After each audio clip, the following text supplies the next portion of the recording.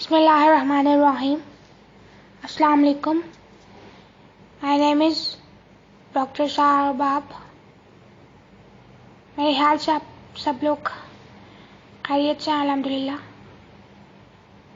گفتگو کا سلسلہ شروع کیا ہے.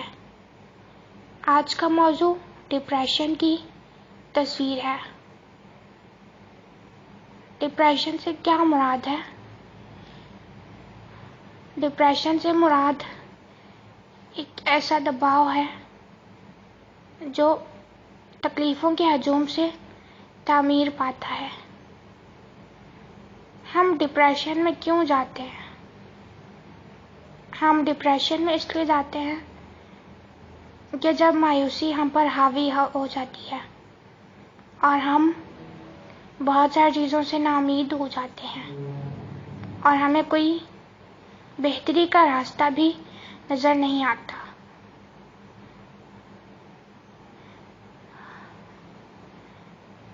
ڈپریشن انسان کو بہت سارے خوف فراہم کرتا ہے. کیا ڈپریشن بہت سارے خوف فراہم کرتا ہے کیونکہ اس میں سب سے زیادہ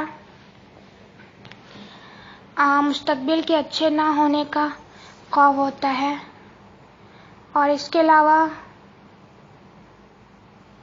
کچھ برا ہونے کا خوف ہوتا ہے اور زندگی سے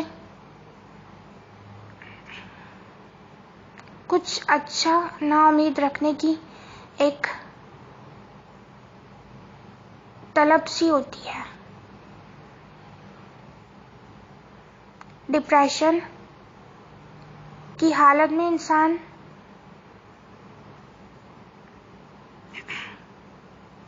اتنا تھکا ہوا کیوں ہوتا ہے؟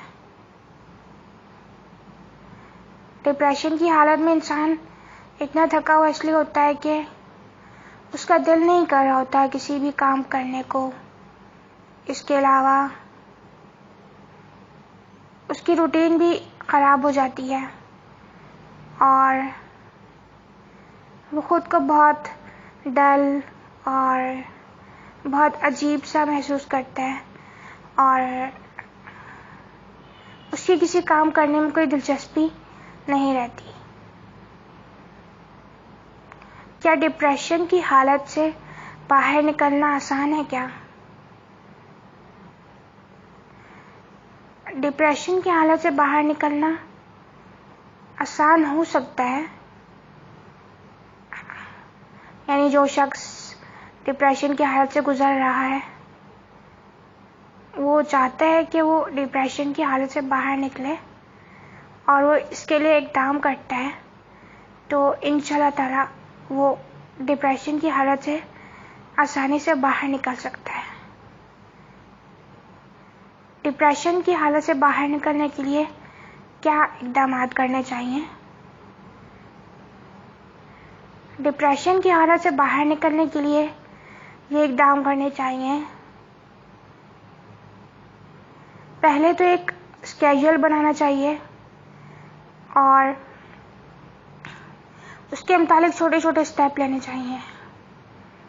یعنی اسکیجول میں جو تحریر کیا ہے اس کے متعلق 2 چیزیں کی، پھر آہستہ 4 چیزیں کی اور پھر آہستہ آہستہ ایک دن پورا اسکیجول مکمل کر لیا.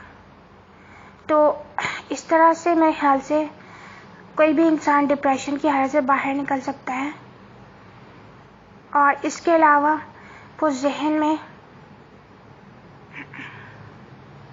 قدرت کی چیزوں کو امیجن کرے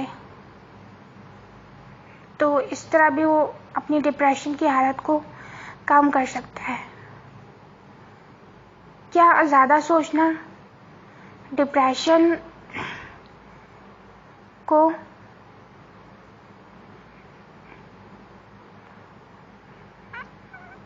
یہ خوراک دیتا ہے کہ وہ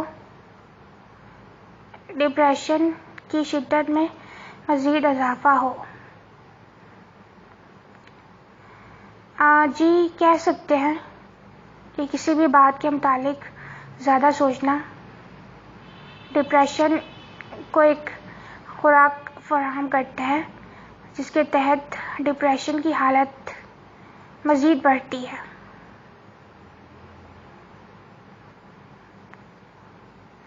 ڈپریشن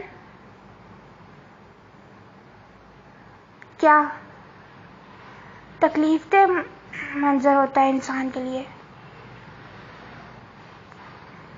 ڈپریشن تکلیف دہ منظر ہو سکتا ہے انسان کے لیے، کیونکہ ڈپریشن میں انسان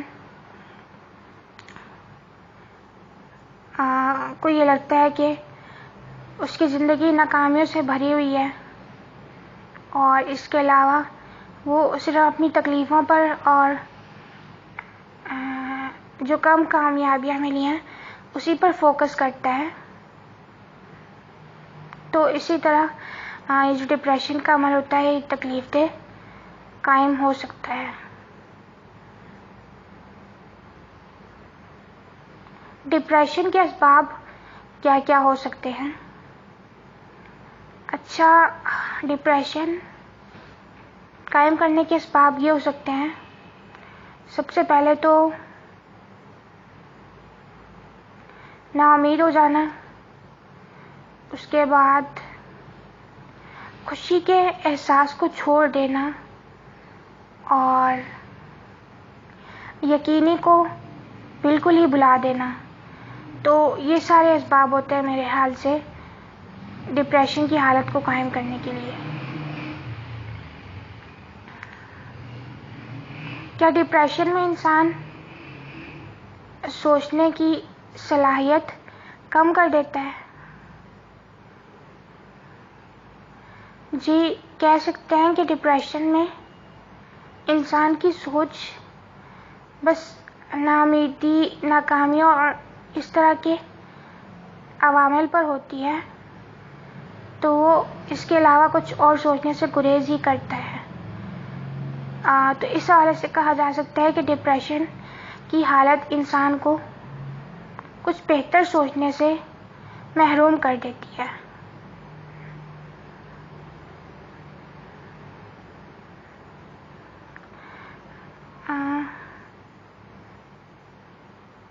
زندگی میں بہت ساری ایسی چیزیں ہوتی ہیں جس کے تحت ہم ڈپریشن میں مبتلا ہو سکتے ہیں، تو کیا ہوتی ہیں؟ جی زندگی میں بہت ساری ایسی چیزیں ہو سکتی ہیں یا ایسے حالات ہو سکتے ہیں جو کہ ہماری توقع کے مطابق نہ ہوں۔ اس کے علاوہ بہت ساری پریشانیاں اور یہ سب چیزیں ہو سکتی ہیں۔ اس کے علاوہ ماحول بھی بہت اہم کردار ادا کرتا ہے ڈپریشن کو قائم کرنے میں۔